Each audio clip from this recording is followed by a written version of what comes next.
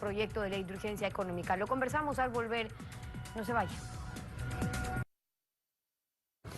Raúl Tello, asambleísta por Pastaza e integrante del BADI, del Bloque de Acción Democrática Independiente. Bienvenido a Contacto Directo. Buenos días, muchas gracias. Un saludo a los televidentes y permítame también hacer un saludo a la provincia de Pastaza que está celebrando las fiestas de provincialización. Felicidades por esas fiestas también. Ustedes desde BADI, ¿cómo están viendo las reacciones en la Asamblea por el proyecto urgente? PSC, correístas, ayer nuevamente mostraron su oposición al proyecto, creo, apoyando los puntos que creen que son favorables, los van a defender, al igual que país. ¿Y ustedes? Nosotros aún no hemos tomado una decisión de bloque. Sin embargo, existen algunas posiciones de carácter individual, yo defiendo la mía, y que tiene que ver con cuestionamientos absolutamente claros a este proyecto de ley que en conjunto ha sido denominado como proyecto de ley de crecimiento económico, y que si hacemos un análisis de lo que está proponiendo el gobierno, de ninguna manera significa crecimiento económico, o habría que tomar una definición también al respecto de que el crecimiento económico ¿para quién? ¿Para los pequeños grupos de siempre o para el conjunto del pueblo ecuatoriano? Y obviamente si tomamos un análisis del proyecto de ley, lo que podemos mirar es que nuevamente ocurre lo que se ha dado ya históricamente en nuestro país, que los proyectos de ley en materia económica generalmente benefician a los pequeños grupos de poder económico del país. Cuando usted habla de una afectación mínima a los grandes grupos de poder, ¿qué es lo que proponen? Escuchábamos la propuesta de Pablo Dávalos, por ejemplo, con la CONAIE, es decir, que los grandes contribuyentes paguen un 1%, paguen más en relación a la renta, no sobre la facturación. ¿Qué plantean ustedes o qué es lo que critican en el proyecto en esa línea? Mire, el gobierno ha propuesto una tabla de contribución para quienes tienen ingresos por encima del $1.000.000. El SDI ha establecido que los 270 grupos de poder económico de nuestro país tienen ingresos por alrededor de 68.000 millones de dólares, lo que significa que de cada $100 que ingresan al país, alrededor de 65 dólares le corresponden a esos 270 grupos de poder económico.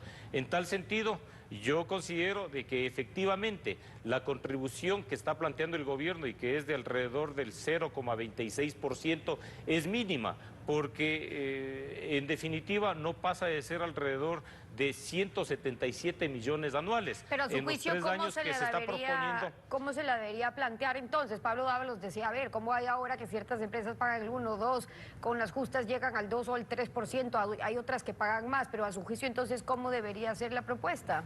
Sí, el planteamiento es de que esos grupos de poder paguen el 2%. Con ello lograríamos no los 532 millones que se propone el gobierno en los 3 años, sino estaríamos logrando alrededor de 1.360 millones de dólares, es decir, muy por encima de lo que el propio gobierno se establece como objetivo.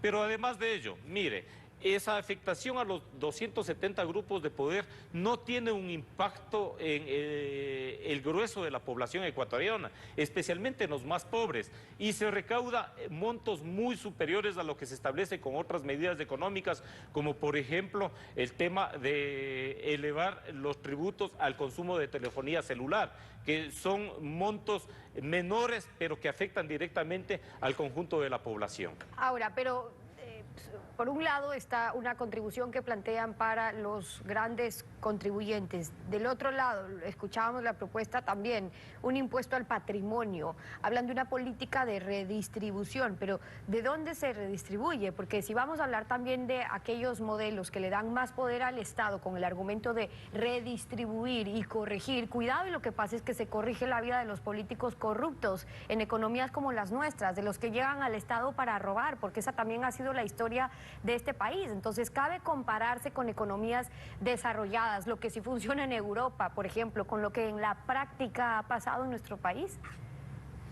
Mire, aquí dos cuestiones absolutamente fundamentales que corresponde analizar. Primero, de que este gobierno, y obviamente desde la Asamblea Nacional, se eliminó la famosa ley de plusvalía, pero el gobierno lo vuelve a proponer en este proyecto de ley.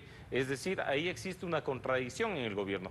Cuando por un lado en su momento se cuestionaba la ley de plusvalía y el día de hoy se lo vuelve a proponer desde luego desde otro punto de vista. Al igual que se lo hace también con el impuesto a la circulación vehicular que se lo derogó el año pasado. Es decir, se cuestiona, pero luego se vuelve a hacer absolutamente lo mismo. Por otra parte, en lo que usted ha señalado al respecto de todo lo que significa la corrupción en este país, este proyecto de ley contiene algo absolutamente grave. Se le quiere convertir de manera solapada al Ecuador en un paraíso fiscal, cuando se está posibilitando de que regresen los capitales que no han sido declarados en nuestro país, que han evadido el pago de impuestos y que regresen con un pago de alrededor de entre el 1 al 8%, cuando esos recursos que pueden ser fruto de lavado de activos, que pueden ser fruto de la corrupción, se está planteando en este proyecto de ley que pueden regresar al país inclusive sin ninguna posibilidad de que se realice una investigación de sus orígenes. En ese sentido, realmente ahí existen graves contradicciones del gobierno entre lo que dice en la teoría la lucha en contra de la corrupción, de que hay que recuperar los capitales, los recursos mal habidos, frutos de la corrupción, pero cuando en este proyecto de ley se están planteando ese tipo de cuestiones, uno no se entiende. Ese es otro de los que puntos en que realidad se incluye quiere el gobierno. Es otro de los puntos que se incluye. Otro más, la deducibilidad de los gastos, que también la eliminan para los trabajadores, que los que más ganan. Es correcto partir del concepto solidario, del que más gana, más paga, pero eso ya se aplica hoy, asambleísta, hoy por hoy en el impuesto a la renta, que se paga en función de los ingresos. Pero si le siguen cargando más impuesto, como si fuera un castigo que la productividad o que el trabajo de alguien valga más, y a muchos les da vergüenza, ojo, hablar de eso después de años de adoctrinamiento, como si fuera malo aspirar a ser un buen trabajador, a que el mérito sea compensado, a ganar bien, porque es lo que deberíamos esperar para los hijos y para la juventud. ¿Cómo esperan combatir esa famosa fuga de cerebros que luego hablan si le están diciendo a los jóvenes, oiga, aquí no aspire a ganar bien porque es castigado el que mejor gana, cuando lo que tienen que recaudar el gobierno es lo que le roban a los que, o más bien, lo que roban los que no trabajan, los que llegan al sector público para aprovecharse del manejo del Estado, a robar? ¿Qué proponen en el proyecto que están tocando tantos temas sobre esto, por ejemplo?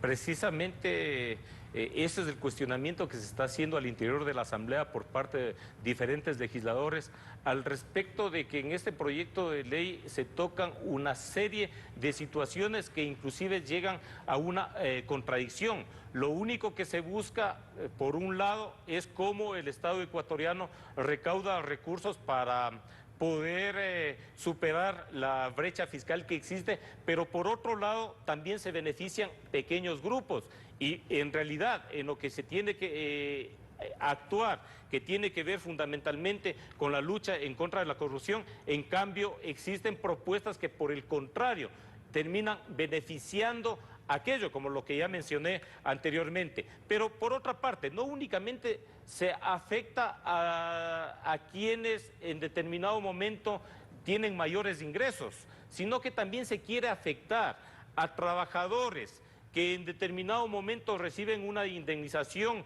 como efecto de reparación por despido intempestivo, también se le quiere gravar con un impuesto a la renta, lo que constituye realmente una cuestión absolutamente inconstitucional, porque en este país no puede existir regresión de derechos. Y esas son algunas de las observaciones de Raúl Tello, asambleísta, parte del bloque Evadi, acompañándonos hoy en Contacto Directo. Gracias por haber estado con nosotros.